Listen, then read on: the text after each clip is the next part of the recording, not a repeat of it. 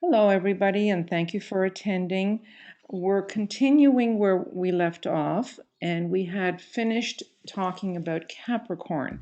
So there's only two more signs left in the zodiac, and we're going to move on to Aquarius. Now, in front of us, we see Aquarius, and we see that its glyph has these wavy lines. And, the word aqua is the prefix in Aquarius, and most people mistake that for water. And understandably so, because aqua in many of the Spanish. Eva, I'm sorry I can't see your slides. Can you Oh, either show screen or... okay, show screen. How's that? Thank you. Is that okay? Yes, Great. it could be a little bigger, but Really, we I've can got it as see big it. as I can go. Can you move the side to the left? Yes, let me Just do the that. side. Yes, how's that? Is that any better? How's that, guys? Yes, Okay, yes, yes. thank you. Thank I you. appreciate you bringing that to my attention. That was one thing I had failed to do. So yes, we're talking about Aquarius, and if we look at the glyph, this one shows wavy lines. And as I have said, the prefix to the word Aquarius is aqua. And in many of the Latin-based languages, aqua or agua in some languages means water. So it's a natural orientation to think of Aquarius as associated with water. And on one level, it is, especially if we look at water of life am I, poured forth for thirsty men, which is the mantram associated with Aquarius. So it does talk about water, and yet it is an air sign, interestingly enough. So these wavy lines can be considered as wavelengths within the atmosphere and how energy travels through air. And it doesn't travel in a straight line, it undulates according to the atmosphere. So these wavy lines can be looked at as air waves. So that's one thing to be said. The other thing is that this particular, and this is not a good depiction of it. Let me get to something else that might show it better. Here we go. There is a person uh, carrying this urn of water that is being poured out for thirsty men. Usually it is described as being on one's shoulder. So here we are in an air sign.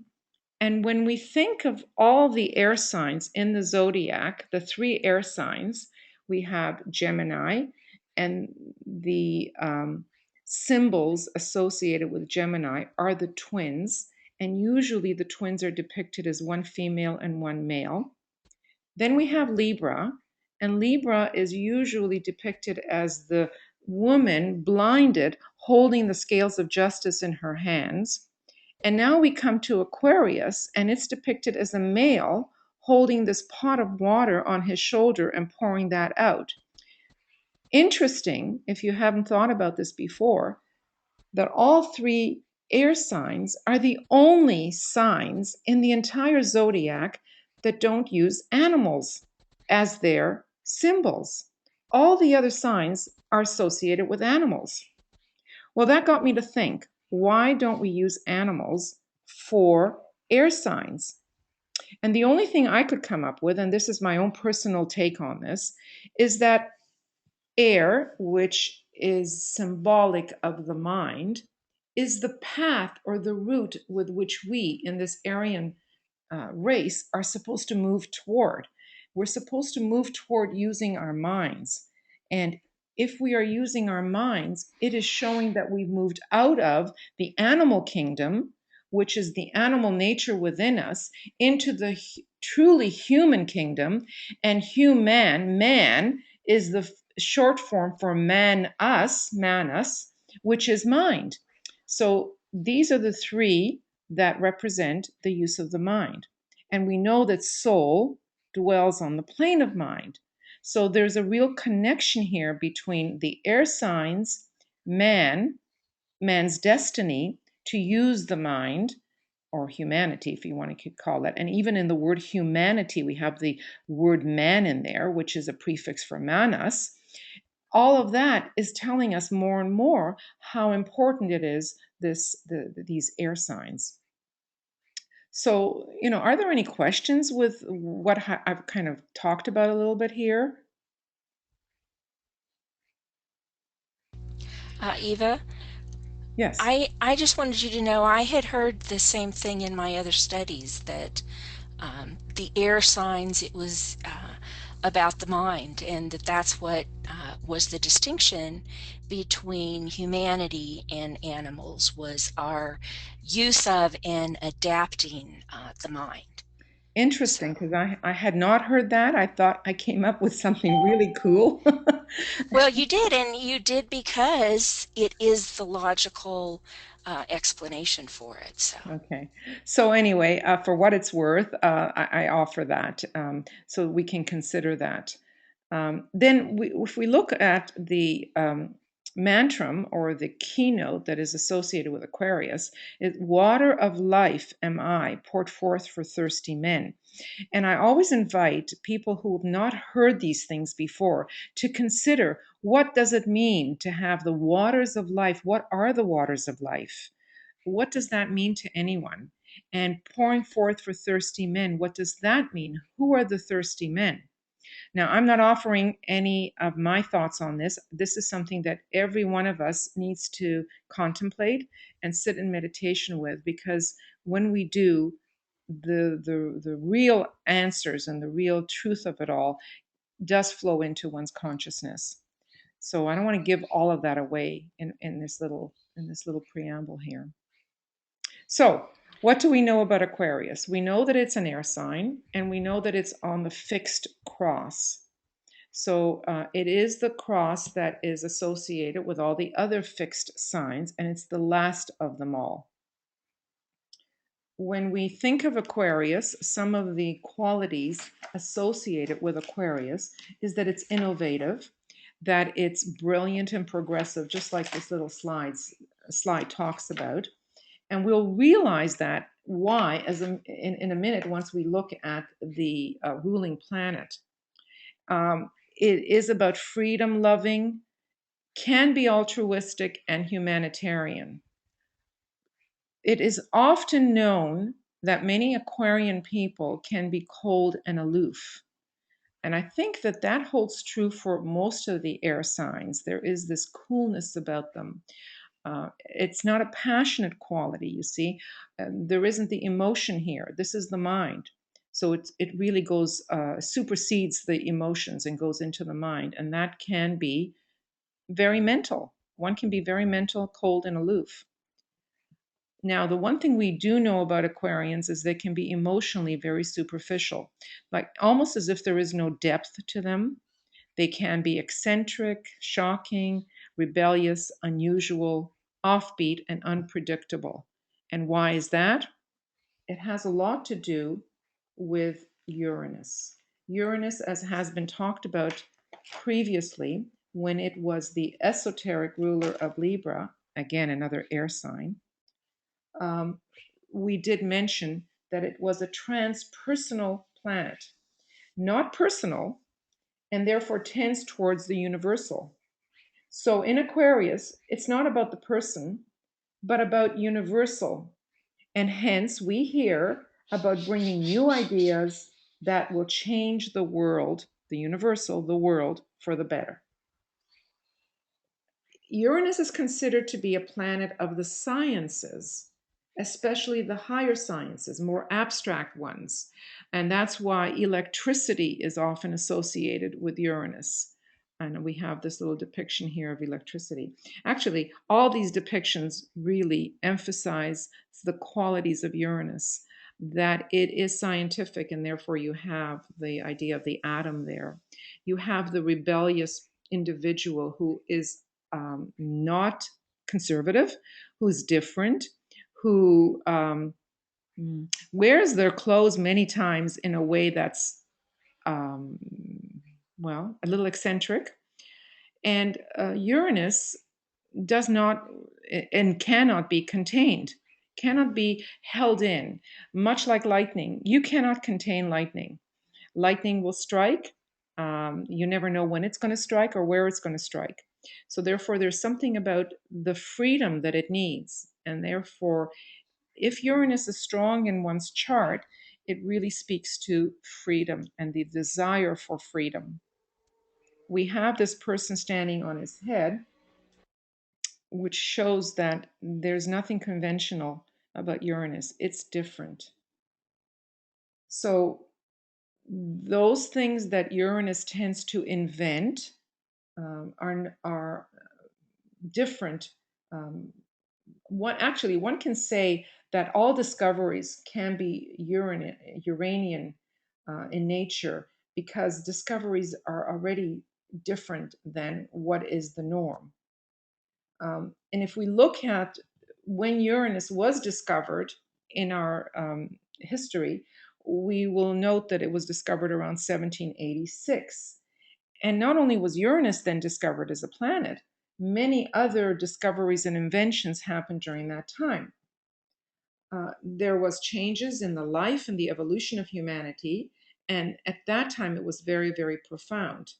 Some of the long lists of discoveries just around the time when Uranus was discovered was electricity on both sides of the Atlantic, pasteurization, immunization, the Postal Service by Dewey, and the steam engine. So we see how discovery is a very good, is a quality that goes along with Uranus. Uranus is oftentimes associated with the planet that is of the mind as well, because in order to have the ability to discover, you got to use your mind. Discoveries, inventions, science, one cannot be emotionally attached to the outcome. So emotions do not play a role here. And so it's interesting that Uranus is the ruling planet both for two signs that are air signs. One of them being Libra, because it's the esoteric ruler of Libra, and now it's the exoteric, which is the traditional ruler of Aquarius. Uranus, because of its ability to be lighted and coming in like lightning, is intuitive, is insightful. And when it's in a good aspect to the planet of the mind, and by that I mean Mercury, it brings quickness, because after all, lightning is not slow, it's quick. It brings greater understanding because more is revealed, and correct analysis to the person who has this good aspect with Mercury in the chart. So here's another depiction.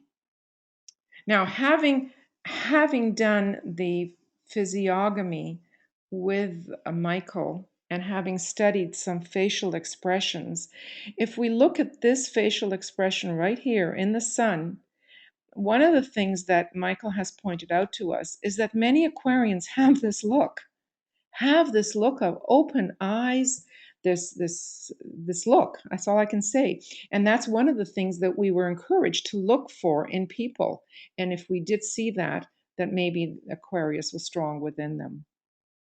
Now, before Uranus up here was discovered, Saturn was considered its ruler. And we see Saturn over here. We see this whole idea of death and Saturn over here. And we have the idea of through Saturn, one goes up to the mountaintop, right? Which we just walked out of the Capricorn sign. So if we follow into Aquarius, it's going up to the mountaintop. And at the top of the mountain is where that particular initiation was reached in Capricorn. Maybe, however, this depiction of this little person here is not walking up to the mountain. Maybe he's coming down from the mountain. We could interpret it that way, because in Capricorn we know that the individual reaches the mountaintop and turning back on that glorious sun and everything, he goes down to help and save humanity. And so, having reached the mountaintop, in that light supernal, the individual, the initiate, turns his back. So, lost am I in light supernal, but on that light I turn my back. So, this might be the individual walking down from the mountaintop and coming in um, to the three worlds of men, the physical plane world, and sharing with humanity the waters of life. Any thoughts or any questions thus far?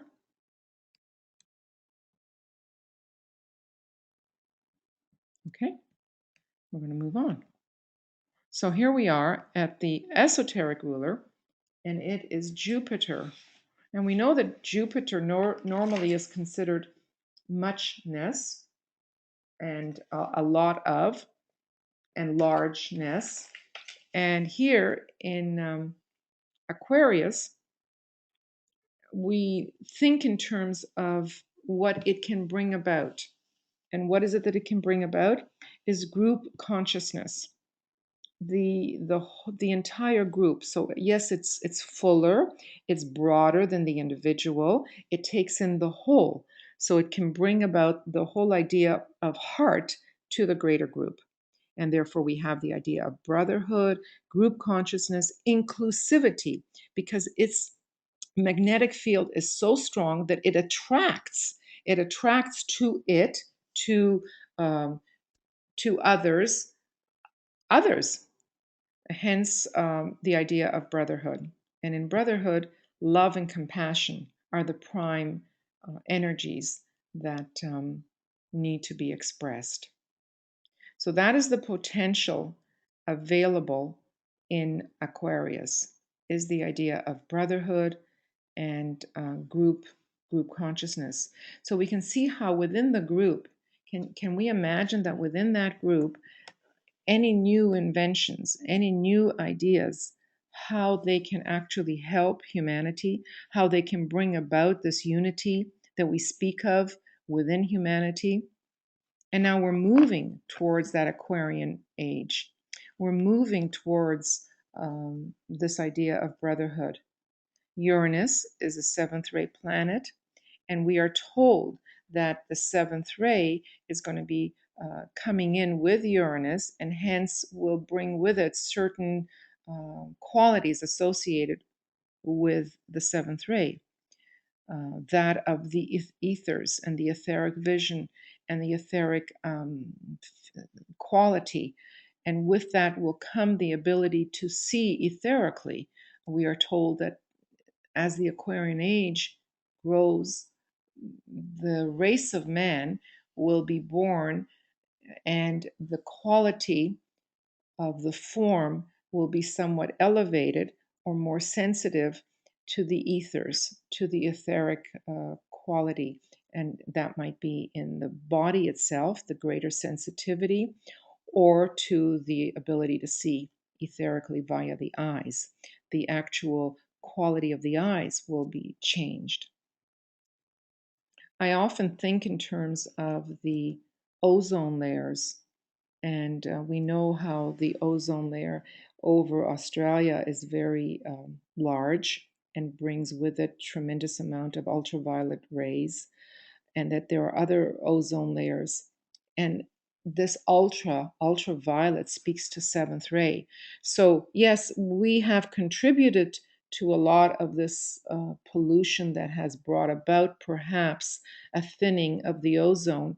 But I'm wondering what comes first, the chicken or the egg. Is that really what is meant to be, to draw in more of that seventh ray energy, that ultraviolet energy into our atmosphere, into our being, and in that way contribute to the changes that will happen within us?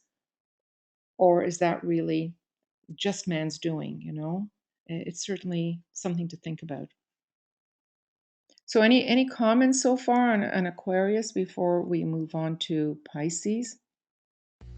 Um, I just wanted to say I've been thinking about what you just said, and I think that's a very good point that you just made. Um, one of the things that happens to us as we get consciously higher and higher and refine our bodies is we acquire more atomic substance and we become more radiatory. It radiates from us, our auras grow. And so it makes sense to me that the same thing would happen, that we would be able to absorb more of the radiation that's coming to us from external sources, including the sun, as that filters through the holes in the ozone or whatever. So Mm-hmm. thank you. That was very interesting, the point that you just made. And Mm-hmm. Oh, thank you for I your think contribution. it's a good. Yeah, thank you for your contribution. It's something I've thought about for a long time. Not only that, there's another little piece. I don't know the name of the weed, but there's a purple weed that is just becoming so common. If I drive on the highway, all I see is this purple landscape all around me. Whereas years ago, I'm thinking maybe 15 years ago, it was yellow that I saw. Yellow in terms of either dandelions or buttercups or whatever it was. There was a yellow coloring out on the landscape. And now it's become purple. And that too, the purple, the violet, is bringing in a change within the vegetation itself. So I've noticed that as well. And how popular the color pink and purple are amongst humanity. If you look out at what do you call it, a baseball, the audience coming to watch a baseball or a football game, your eye as it spans over it, and we see this on television as they show the audience, there is this purpley color that comes out more so than red, and more so than, unless they're wearing the colors of the particular team. But generally, the public tends to wear a lot of purple. Again, I think it's the beginnings of that seventh ray energy that is infiltrating into our atmosphere and into our system. And somehow, on some level, we get it. And therefore, it then manifests in how we dress, and the vegetation around us, the flowers, and so on. Okay, unless there are more comments. Eva, I'm wondering, Yes, can you hear me? yes, very well. Eva, I'm wondering that you've just mentioned this, seeing something differently. I mean, we've given so much negative, information about the ozone layer, but you've turned it into seeing it differently. And it really made me think about what I was reading just recently about some of the nations and who are ruled by Aquarius. And when you have a look at that to see the connections, where brotherhood can be built up between several nations who share the same astrology. Like, I think Great Britain, America has Aquarius as a nation. Right. Great Britain, just Germany, is it the link there through their Leo? I'm just trying to sort of think off the top of my head. And I found this very interesting because in current situations, of the world situations, to have a look at that to see how the various nations like Great Britain and America and even Russia, I'm not sure what signs Russia has, I just can't remember off the top of my head, how they all interact with making very important decisions at the moment. Well, And sorry. what they need to bring forward as their Aquarian link. Right. I think that's what I'm thinking about. How we see things differently. We see a crisis as being like a doomsday thing, but when we look at how many Aquarian signs there are in some of these nations, what they need to bring forward is their ideal of brotherhood in their decision making. Exactly. I don't know if I'm getting that across exactly as I'm thinking about it. Oh, I understand exactly what you're saying. I would just add to that there is the race to consider as well. Whether or not Russia has Aquarius strong in its chart, it certainly is a seventh ray nation.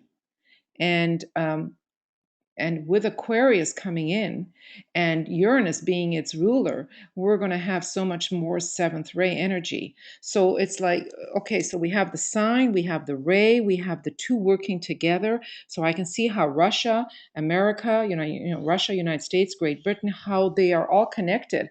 And whether it's Aquarius or whether it's the seventh ray, there is definitely that. And then I have Canada here too. I certainly believe that we are a seventh ray personality nation, even though the Tibetan hasn't given that to us. I will bet my life on that. I That think Russia does have an Aquarius personality. okay, so there you go. I Yeah. know that Canada is Taurian personality. I don't know. I don't remember what he has given us as a as an as more than that, but I know we're Taurus. Taurus is very strong for Canada.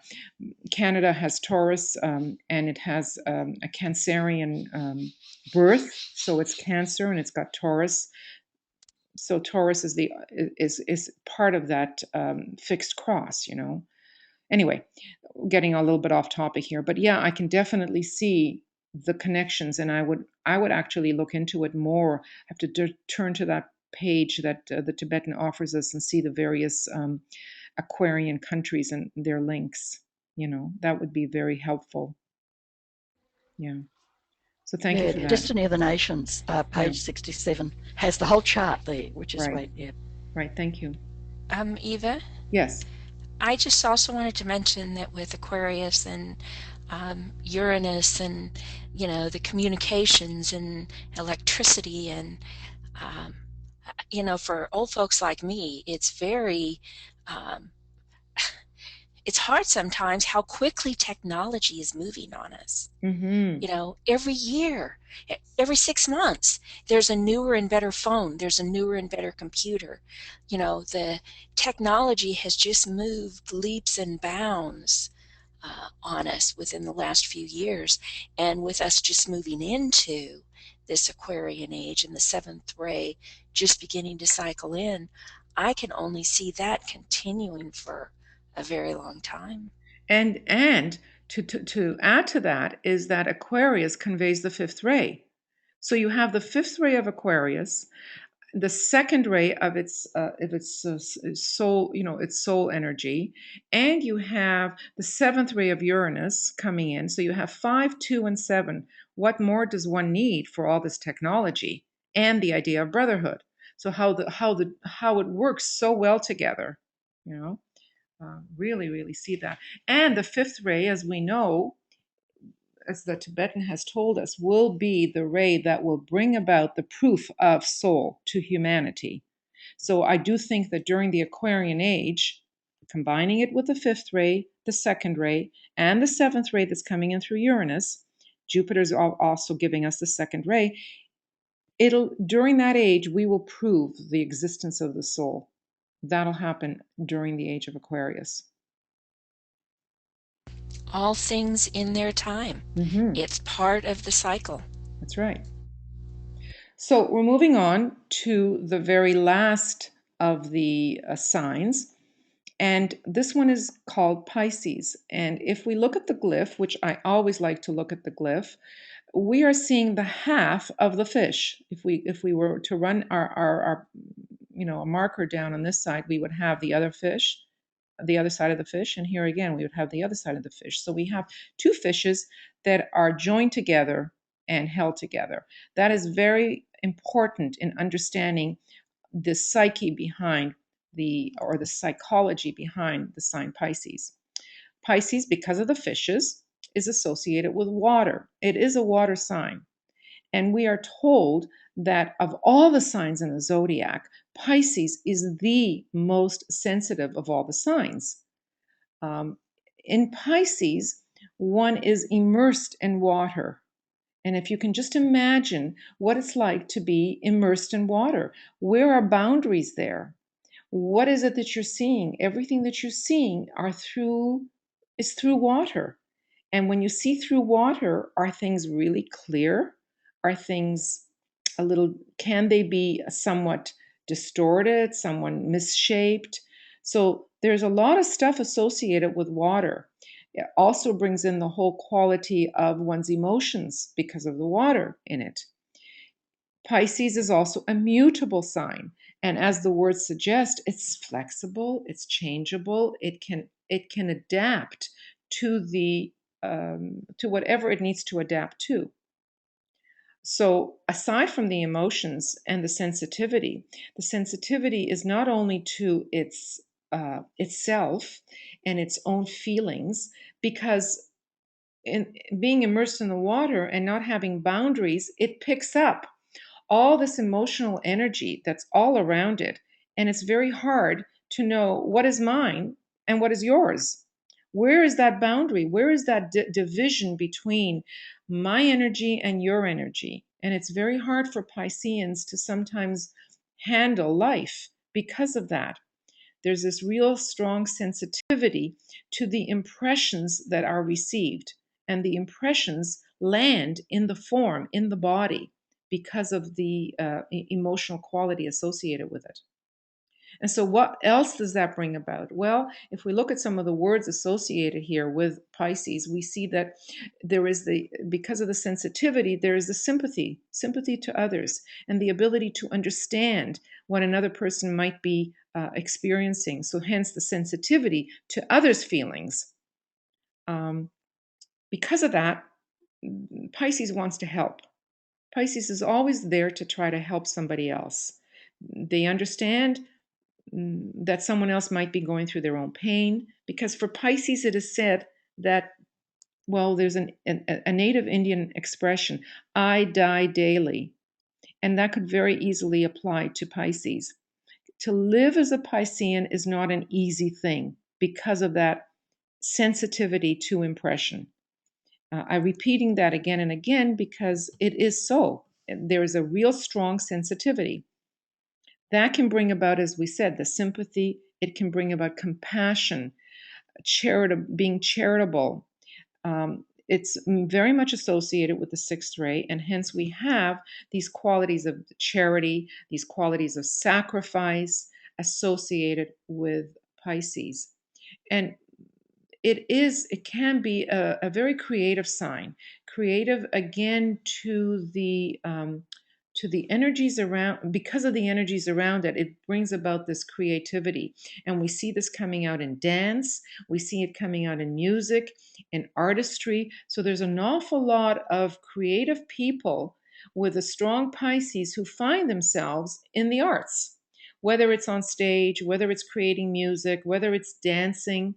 Since Pisces rules the feet, and we've just moved down from the top, which was the head, that was Aries, all the way down through the human form, down to ruling the feet, which is Pisces, it oftentimes denotes either the ability to dance, the ability to use the feet in a very creative way, or the opposite can be true. People have difficulty with their feet. Sometimes they have feet and it's an impediment for them, but that's a whole other area. So water is very much associated with not having the clarity, and hence the word dreaminess can come in there, vagueness can come in there. When you're not that clear, and when you're not necessarily grounded, which in Pisces one may not necessarily be grounded, impracticality can move in there. So one can be impractical, and because of the suffering that many Pisceans endure, again, the bombardment and overwhelm of the energies, the sensitivity to impression, it can lead to wanting to escape that kind of suffering. And so escapism is very much associated with Pisces. And that escapism can be in a variety of different ways. We know um, narcotics is ruled by Pisces, or maybe even Neptune.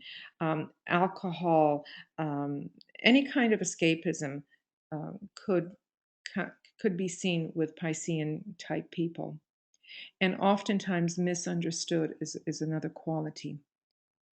Now, we have here Neptune as its ruler, and Neptune is more about humanity.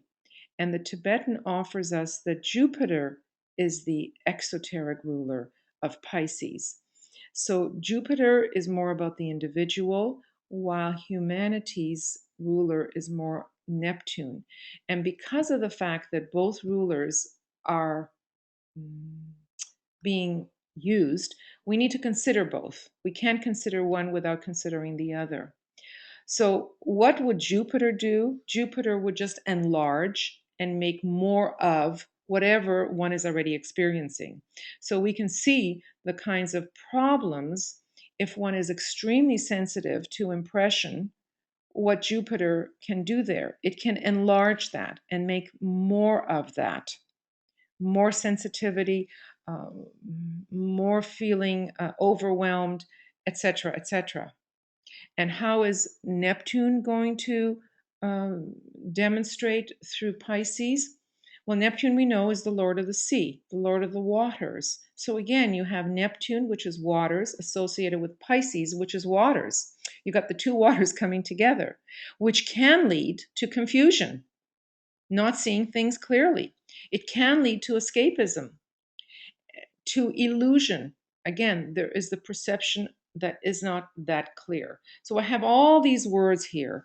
We can go through them, but I think by now most of them you've already heard before when we dealt with Neptune as the ruler of another water sign, being Cancer. So we have it can devitalize, take the really sap you of energy, and we all know what that's like on a humid day.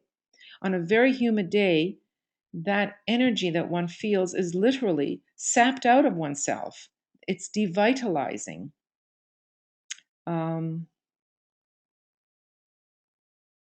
Compassion, because of the strong sixth ray to Neptune and the second ray, we see a combination of words here that can be either sixth ray words or second ray words, such as the creativeness of the imagination. Imagination is usually associated with the astral plane, and that creative imagination is very Neptunian. The transcendent, which is what Neptune is all about. It's not about what is in matter, it's really about what's outside of matter. So it transcends what is in matter. And hence the ideal is very strong. We see all these sixth ray words here. Visionary, prophetic, universal love would be more second ray. Compassion would be more second ray. Trust is definitely a sixth ray word, as is faith. Intuition, well, that would come about because of the water quality. Water tends to either be, one can tend to be either intuitive based on the emotional nature, or intuitive based on soul, or even higher based on the Buddhic quality. So the intuition, Neptune is very much associated with the emotions. It's associated with the universal love, which is of the soul, and it's associated with Buddhi, which is a pure love or reason. That brings about understanding. So far we've looked at the exoteric ruler. It can bring about psychism too. I haven't mentioned that yet. And all the water signs can bring about the ability to be psychic, because most psychism comes about through one's ability to see and feel astrally. One can read another person's wish life, and that wish life is usually an astral thing. We're going to move on, unless there are any comments or questions actually before we do move on.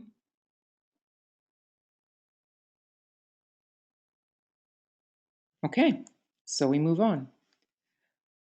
Okay, we're going to move on to the esoteric ruler, and the esoteric ruler is Pluto. And who would think Pluto, which is a first-rate planet, being so associated with these qualities of gentleness that we all sense in Neptune and in Jupiter. And yet it's a very needed energy.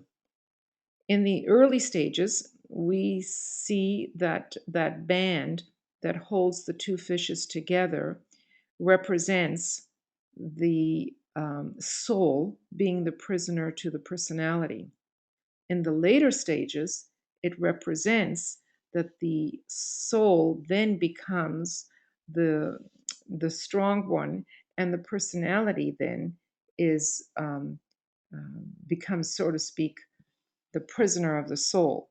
In other words, that the soul is the dominant one. Here, I hope that this depiction shows almost that these ties have been loosened, so that the fishes are then free. They are free for the personality to be the personality and the soul to be the soul. But then you have the whole idea of the soul infused personality. But freedom is very much associated here. No longer prisoners of anything, actually. So let's look at Pluto and how important Pluto is. Remember, I said I die daily is a good phrase that can be used for Pisces.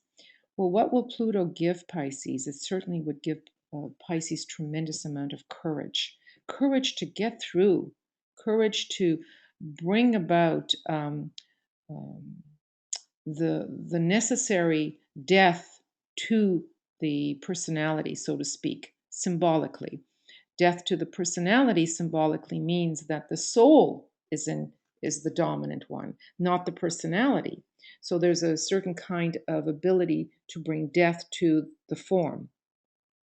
It is associated oftentimes with resurrection, Pluto. So it's like lifting the dead within us to life. Anubis was the Egyptian, in Egyptian mythology, had the responsibility of leading the would-be initiate, or even the deceased, the dead one, because Pluto is associated with death, into the underworld and into the chamber of initiation, where the individual's fitness for further spiritual progress is evaluated, and where he will either pass the test of being weighed in the scales of justice, or will have to return to incarnation for further education. So, we can almost see how this is the end of needing to be reborn yet again. In other words, incarnation can be pretty well considered finished if one goes through the steps necessary to reach that level.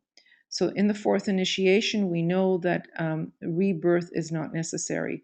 Well, Pluto can bring that about in Pisces.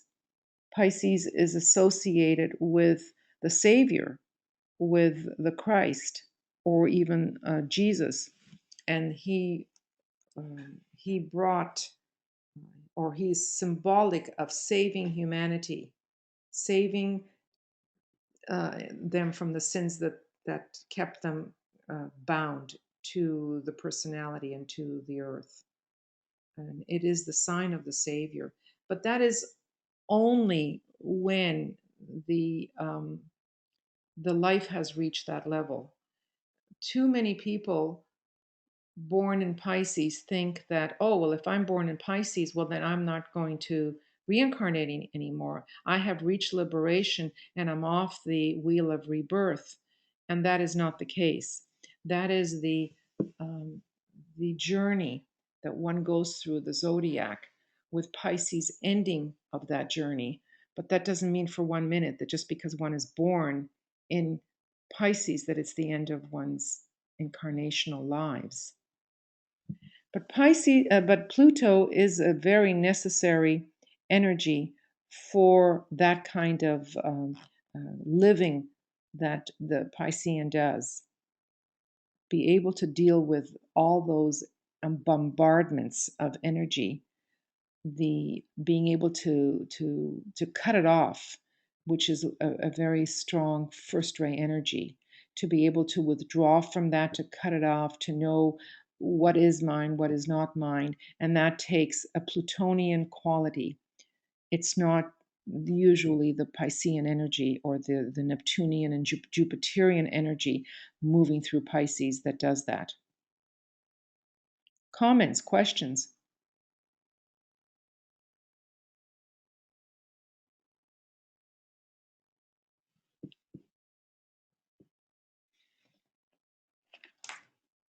Okay.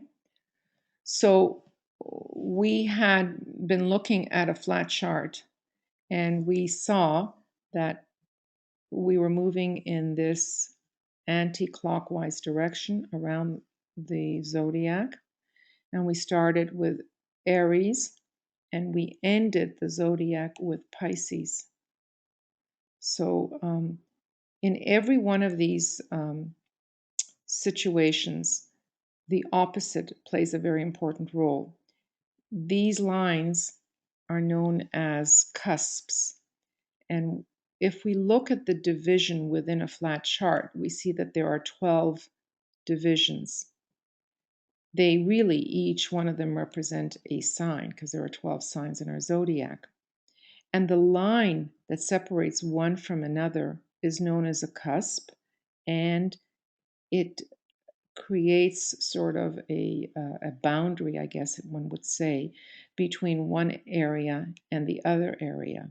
And these are called houses. These areas are called houses. And in order to understand what these houses or fields of energy or the environment is all about, all one needs to know is the sign that normally would dwell within that environment. And the sign that shows up on the cusp is the one that is referenced and the one that then rules that particular house or environment or mansion. Sometimes it's referred to as a mansion. So we know, for example, if Aries rules the first house, it has a lot to do with beginnings and with me and I and my identity, since this is number one, right? If Taurus rules the second house, then we know that it is about one's values, because, Venus was the ruler of Taurus, and Venus is a lot about values and what one values, and in every area, one's resources. Resources can be your own resources or the resources around you. And this is just a very quick way to approach it. I could easily go into a chart that I have with all the qualities associated with the houses, but that would require memorization, and it's not necessary. If you just know the qualities or the characteristics associated with the sign that rules that house, then you know a lot about that house. We have Gemini for the third, and Gemini was very much associated with Mercury, and Mercury is about the mind. So this house has to do with the mind, with learnings, and learnings that you do when you're young. The learnings that you do. This house had, oh, I'm sorry, this sign had to do with twins. So it also would include your siblings, your brothers, your sisters. And we see how we get to understanding that field in which we are immersed in. Fourth house is ruled by Cancer. And Cancer, if you remember, had to do with creating an environment that was safe, and closed. And so it has to do a lot with the home, or the ashram, if we extend that a little further, and the way in which we live within the home. It has to do with our heritage, the traditions that we have, and what we in the home have learned as a result of those traditions. Our home environment is just an excellent way to look at the fourth house. The fifth house, which is ruled by Leo. Leo, remember, Leo kind of stands up and roars and is above the crowd, if you remember. So Leo is about me. It's about the individual.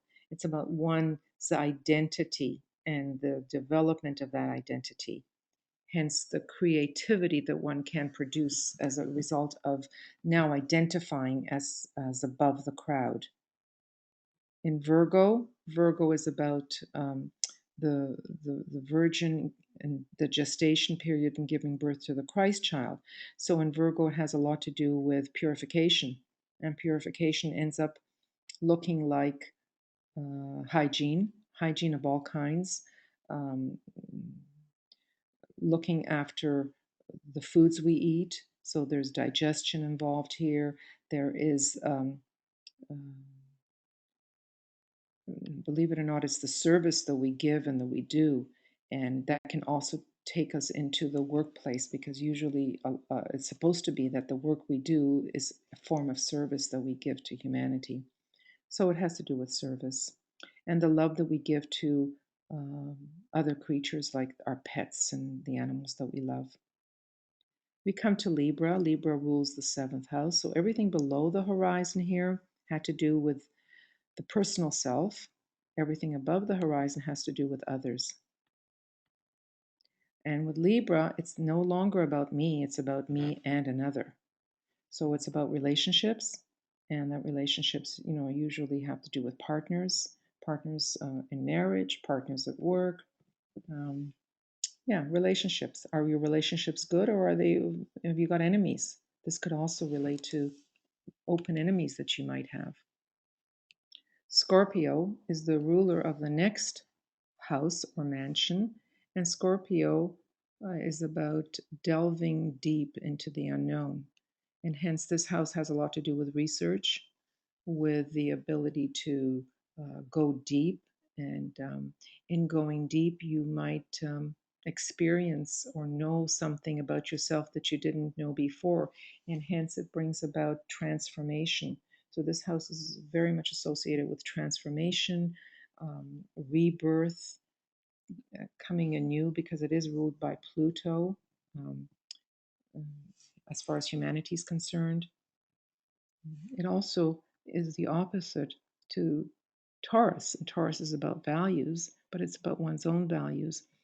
In Scorpio, because you're now dealing with the others, it's about how you handle others' money, or inheritance that you have received from others. And then you come to Sagittarius, which rules the ninth house. And Sagittarius is about the goal and higher vision. This has a lot to do about higher what? Higher learning, higher teachings, higher math, higher things takes in philosophy, religion, education of a higher nature. Many people with a strong Sagittarius, which is ruled by Jupiter, are very good teachers. And teachers bring those ideals, which Sagittarius sees, to humanity. It has a lot to do also with adventures, and it was ruled by the horse, if you remember, whether it was uh, the white knight sitting on his horse, which is more the updated version of the centaur, which was more of the archaic version. It is about adventure and about seeking fun and having fun. Jupiter, Jupiter is very jovial. So this is the house of traveling and adventure and sports.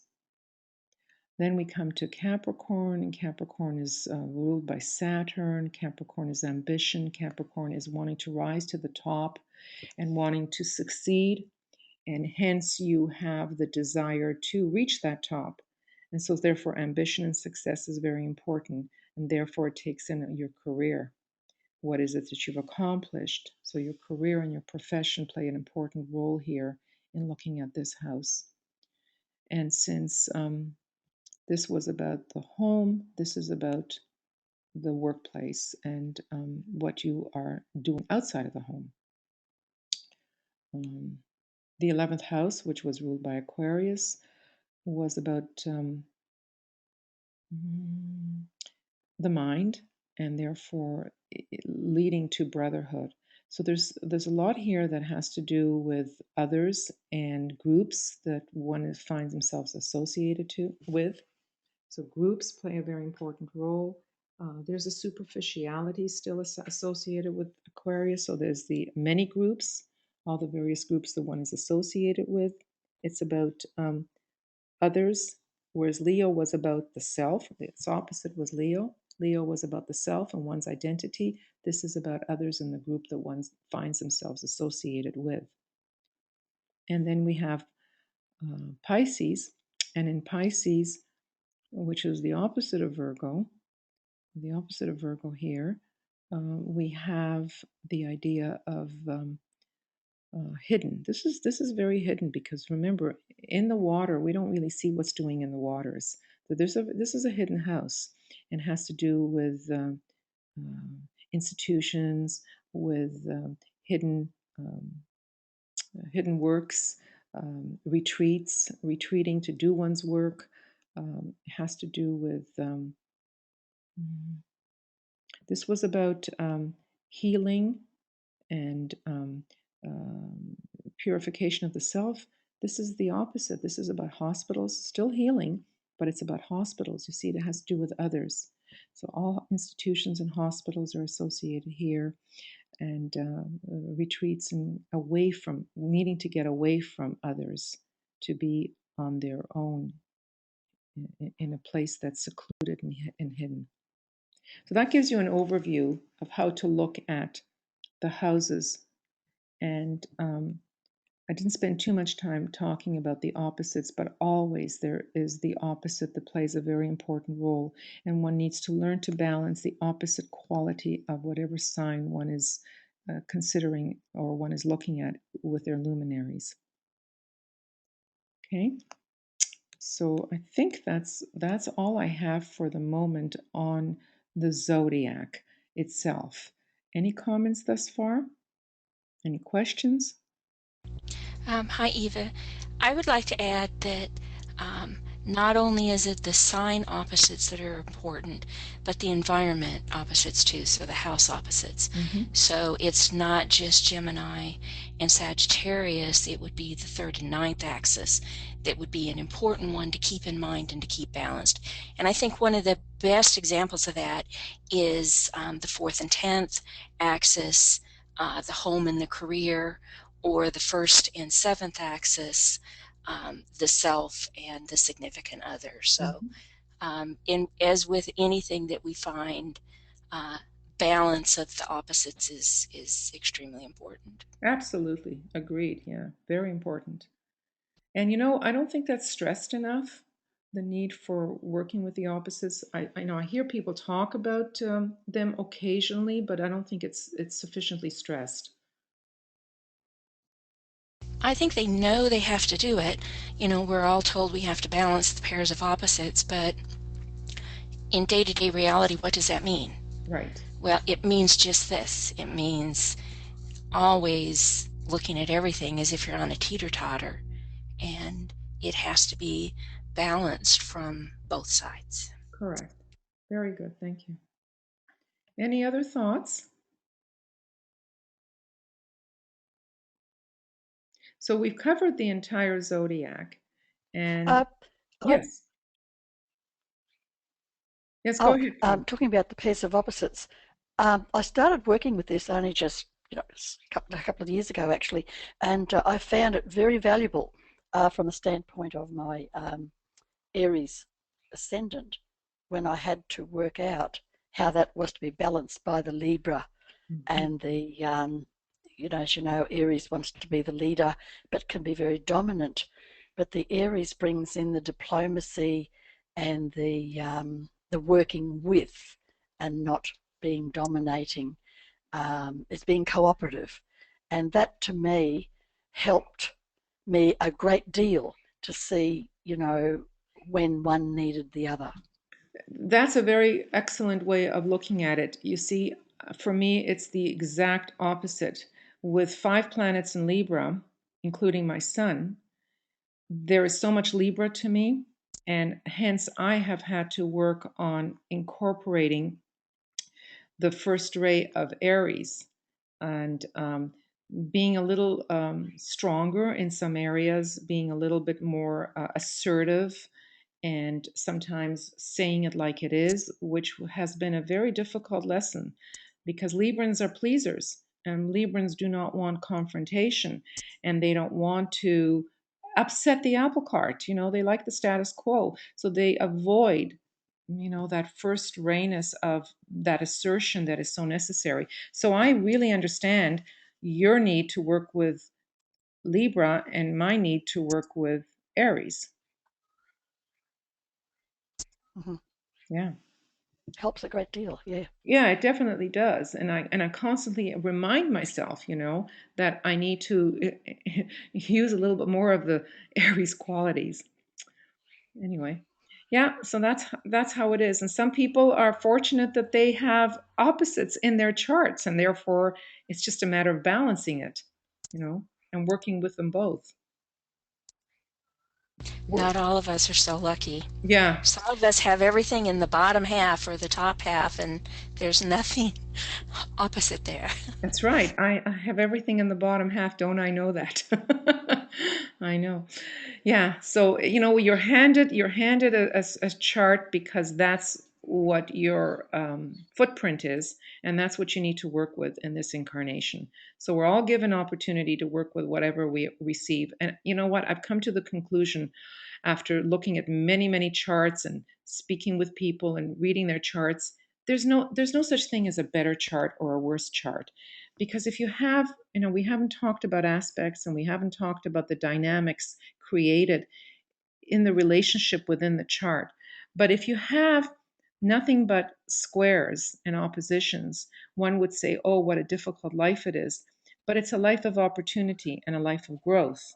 If you have a lot of easy flow of energy in trines and sextiles, then it could be a life of stagnation and a life where you don't move forward.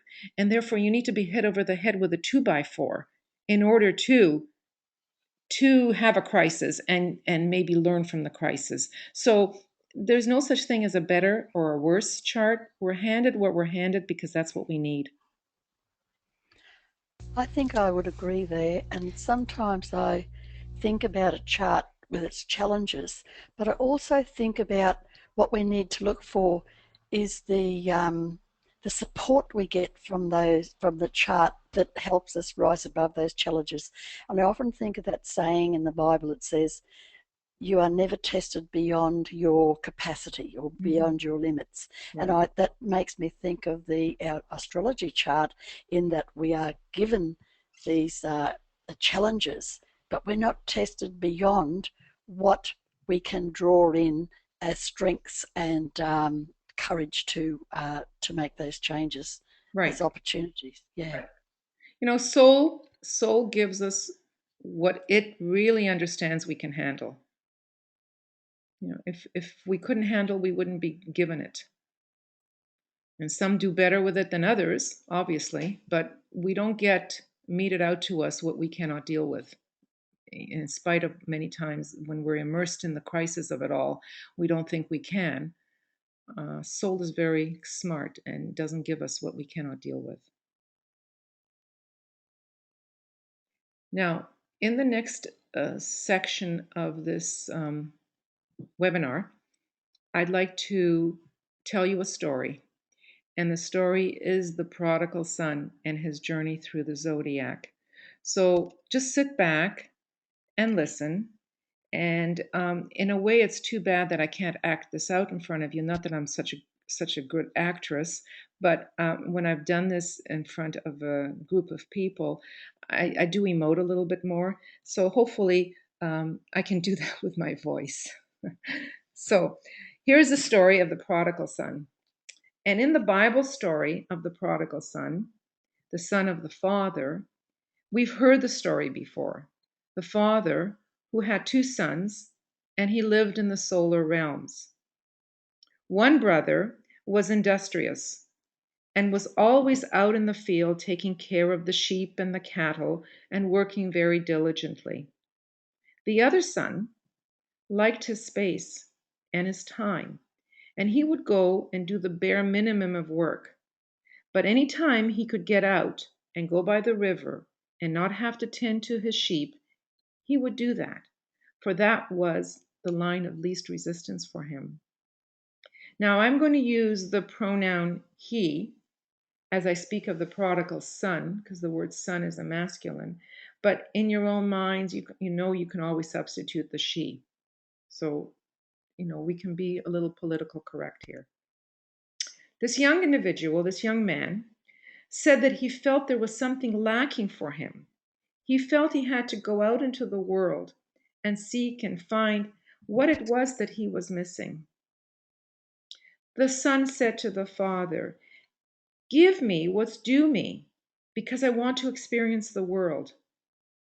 Being in these solar realms is fine, but I can't experience the senses. I can't feel, I can't make love, and so on. So his father gave him his love, and the son went out into the world. He experienced all that there was to experience: lust, love, and all the pleasures of the world, as well as others, being humanity. And coming home, his father was so grateful to see him that he went out and met him part way. He slaughtered the fatted calf and celebrated. Although the son was poor monetarily when he came home, he was much richer than when he left, for now he had garnered all the experiences of the world and was so much wiser. The astrological signs show us his journey and the experiences that he had in the world. So, in order for him to experience life, he entered into matter. We are all similar on this wheel, for we are born with a sun sign. Metaphorically, before our time is up, every one of us will pass through all the strengths and all the weaknesses of every sign. So I'm going to trace the journey through the zodiac for each and every one of us in this prodigal son, which is the pilgrim on the way. So the sun, being in the solar realms, tumbles down to earth. Aries is the first sign of the zodiac. In Aries, he is born. He moves into matter, full of fire. I am going forward. Aries is always about movement, about forward. It is always about starting something. In Aries, the prodigal son started his journey. Here he's full of enthusiasm, full of passion, of fire and zeal. Head first, he rushes and begins all sorts of endeavors, and then finds himself in the matter of the earth. So here in Taurus, the matter of the earth, he is filled with the desires of the earth. Sensuality, sexuality, his senses attract him to everything. He satiates all his appetites. He goes for and attracts all that fulfills him: materiality and things. Then he finds himself in Gemini. In order to acquire what he needs, he has to be very adaptable, very versatile, and has to communicate his needs. He finds himself in discussion with people. All kinds of superficial thoughts fill his mind. He flits from one group to another. Talk to me about this, he would say. Let's talk about that. He finds himself in caravans going from here to there, trying to capture the knowledge that he thinks is available. But here in Gemini, they are also surface. There is no depth. Superficiality and sensuality are just not enough. He knows he has to have a family. There must be a mother and a father. He thinks like everyone else, and like the masses, his caring and nurturing extends to his immediate family. He nurtures, and he finds through Cancer that he is nurtured as well. Through that nurturing, he finds something intrinsic in himself that he can really stand in and be filled with. And then he says, I don't want to be part of the masses where everyone is thinking the same thing, doing the same thing. I want to be an individual. I want to stand above the crowd. And so he moves into Leo, where he can express his individuality and shine for himself. Here, he begins to develop his personality. He becomes Leo, the king of his home. He stands with presence and pride and looks back at all his accomplishments in the other signs so he can say, that's me. He knows he can rule, he can dominate and control and have everyone orbiting around him. But after a time, something starts to click in him, and he sees that even that is not satisfying all his desires. So again, he moves away into the world of matter and finds that he can fix things and manipulate thought. In Virgo, he begins to harvest some of the wealth that he has been doing all along. He seems to know intrinsically what matter is all about. He moves on. He moves into Libra, into mediation. Here, people are conflicted. He wants to help mediate differences, but at the same time, he wants to be liked. So he does and says things that won't upset others, won't upset the apple cart. Choices have to be made, and he finds himself choosing to maintain the status quo. Those desires that he initially left the home front for are still not being satisfied. So he moves into depression. And in Scorpio, he falls into very deep waters. In his depression, he becomes mean and spiteful and devious. For a long time, he stays in darkness. He realizes that through deception and manipulation and knowing what another one is feeling, he can control his environment to serve his own ends.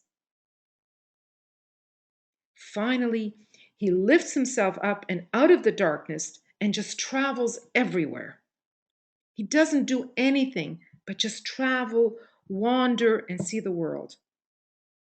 In Sagittarius, he becomes a seeker, looking to gratify and make himself happy. But this doesn't do it either.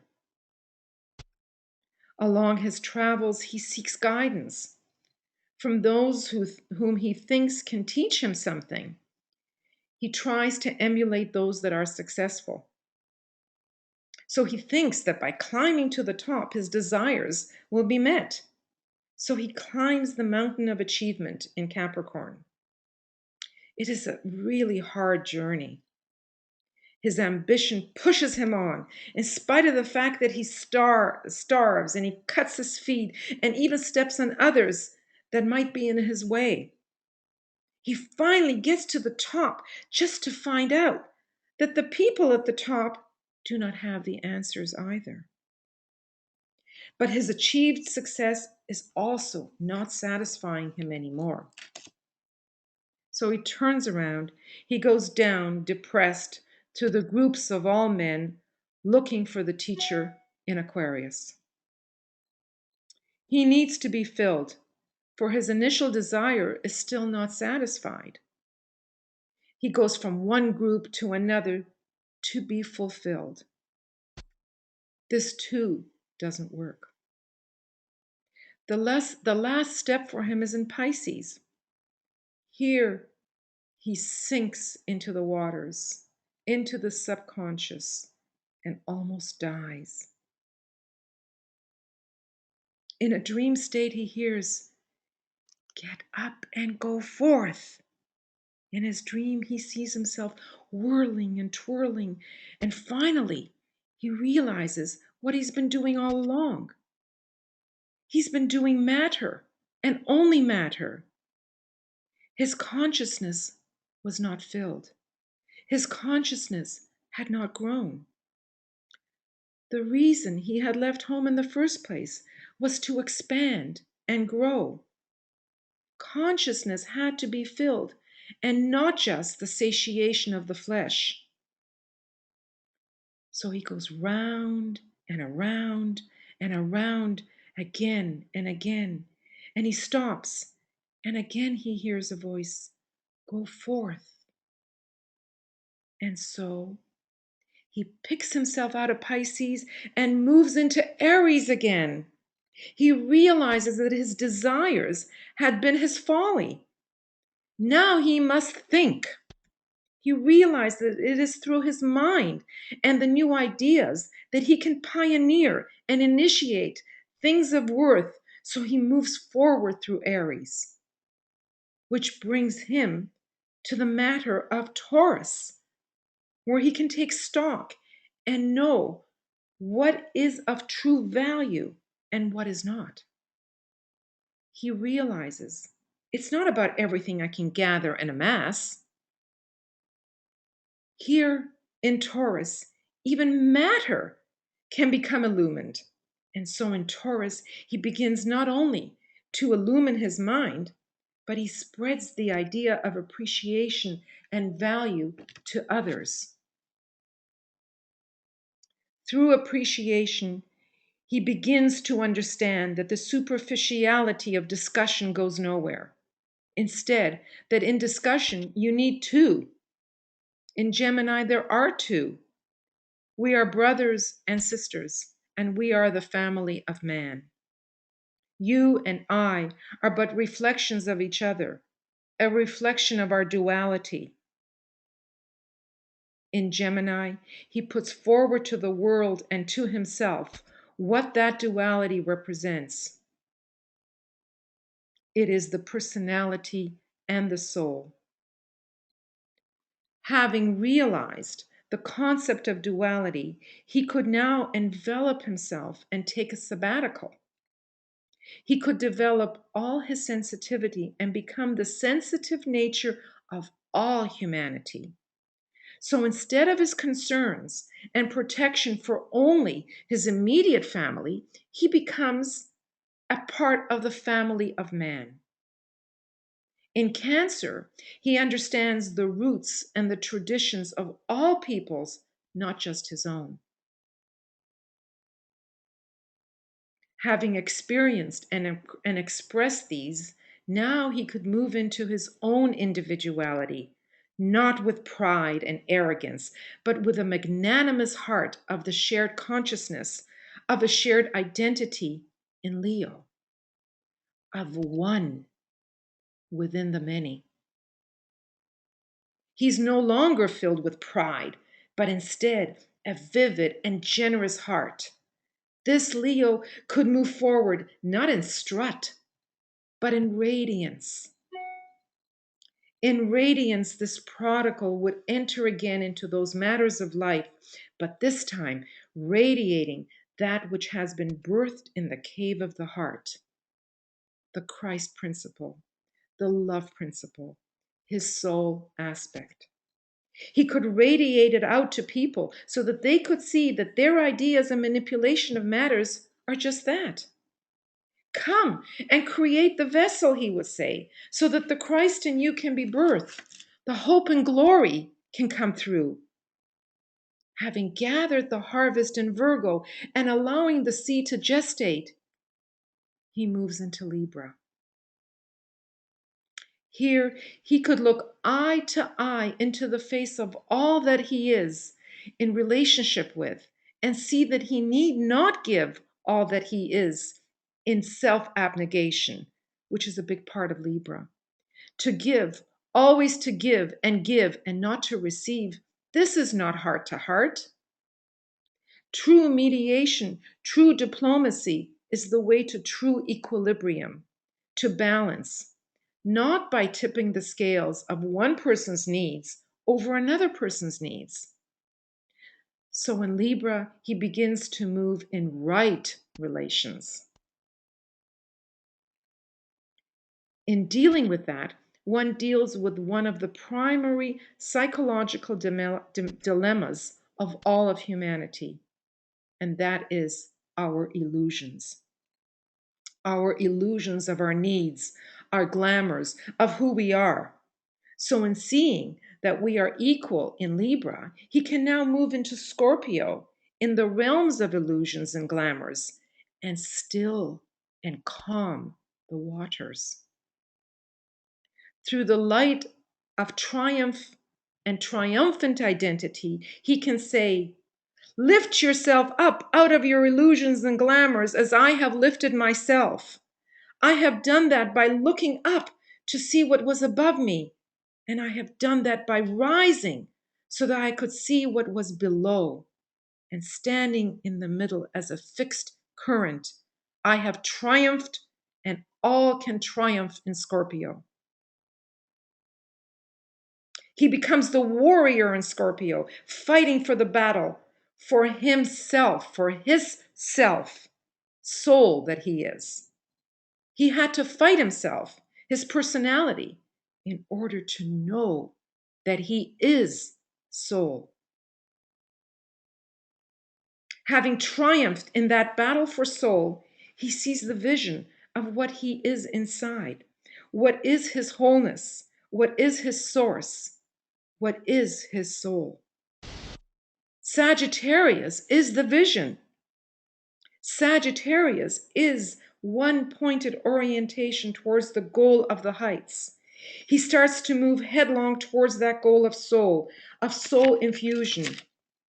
He then goes forward to all the world with the voice of eloquence and with desire for upliftment in his heart.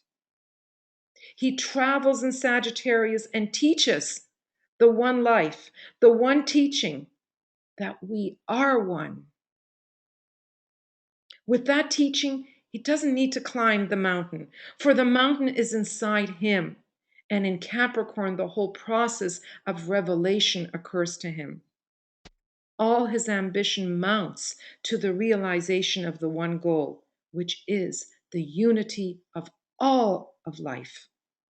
In Capricorn, he achieves the goal, the Mount of Transfiguration, where he becomes a soul-infused individual. Having realized, having received, he then again removes himself from himself and doesn't bask in his glory, but he goes out into the greater world where he can bring these insights and the intuitive revelation of true group relationship. And so, in Aquarius, he brings reform to the world. All the inventions that can bring us all together as a global humanity, all the reforms and the revelations born of the heart and of the clear mind, which he knows from having been on that mountaintop and having seen the great vision. He brings revolution to concepts. He brings inventions to change the way people live so that they can live less hampered by the matter aspect and more in realms of the intuition and greater consciousness.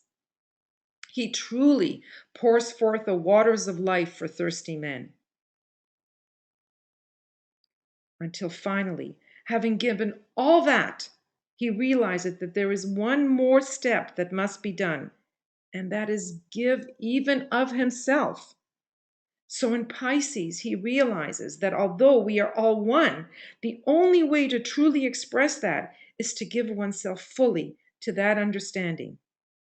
And so in Pisces, he becomes the world savior, negating himself by being fully himself.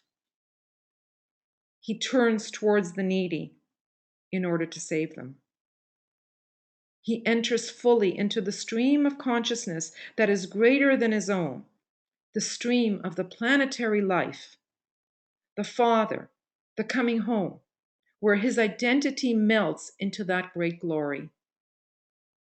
That is the coming home of the prodigal son. That is the great festivity at the end of the biblical story.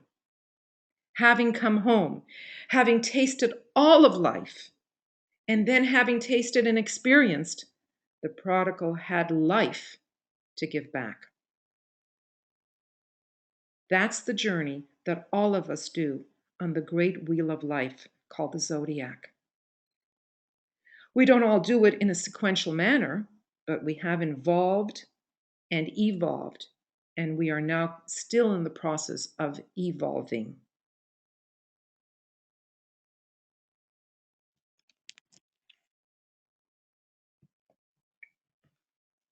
That's it. Thank you, guys.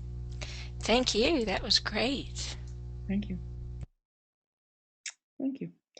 Yeah, Thank you, Eva. you're welcome. So that's it. I think that the next astrology webinar that I will give will be on the crosses, so that the turning of the wheel. So we go on the clockwise wheel and the anti-clockwise wheel, because there is a lot of confusion for a lot of students with that, and have a pretty good presentation that I think clears that up a lot. And that will be probably the next one. Great. Okay, so thank you all for attending, and I hope somebody does listen to this at some point, I'm sure they will. Yeah. It was wonderful, Eva. Thank you very Yeah, much for all the whole effort. series was really good, Yes. and I look forward to your one on the crosses. So thank you. And thank you for Yes. attending and helping me out. This was an easy one to be able to. I'm going to just a minute.